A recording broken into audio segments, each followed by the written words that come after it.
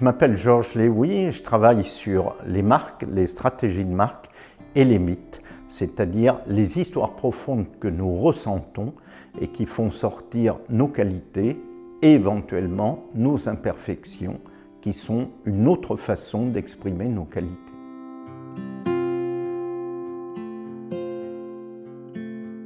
Le Brand Design Thinking est en fait une nouvelle approche de communication qui est fondée sur la façon dont les designers et les architectes travaillent.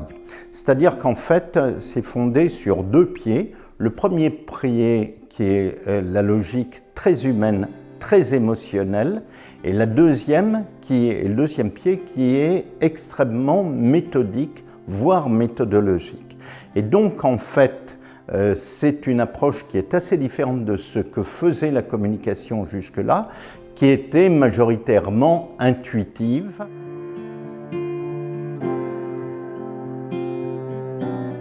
On met en œuvre le Brand Design Thinking en partant d'abord d'une logique d'empathie par rapport aux consommateurs auxquels on va parler. Et à partir de cette logique d'empathie, on se met complètement à sa place et on va développer ou on va définir quel est finalement son sentiment et quel est le problème que lui ressent. Non pas le problème que l'entreprise veut résoudre, mais le problème que le consommateur ressent.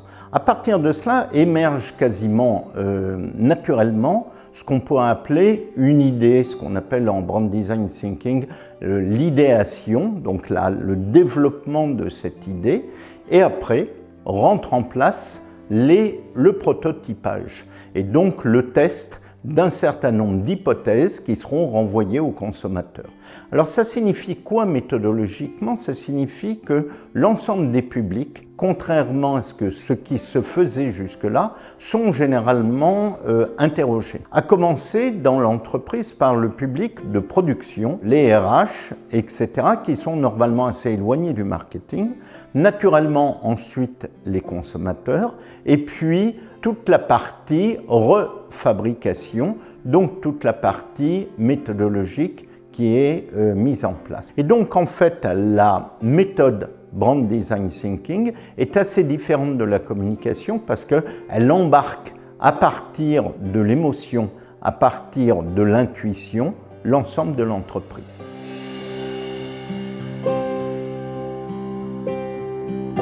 Donc les bénéfices sont en fait multiples. Ils sont importants parce que la communication que va recevoir le consommateur ou le client à partir de cette méthode va être une communication qu'il va ressentir comme sienne et non pas comme celle finalement descendante d'une entreprise vis-à-vis de lui. C'est un peu comme si lui-même expliquait son propre problème.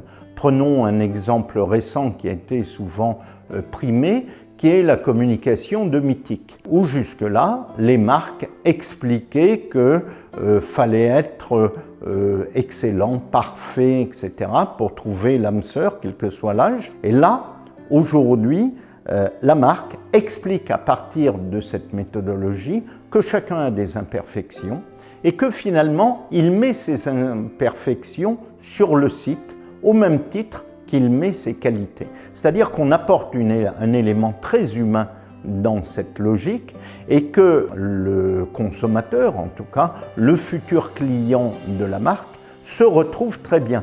Il n'osait pas tout à fait aller vers la marque en disant « bon, j'ai plein de défauts et donc j'oserai jamais me présenter ».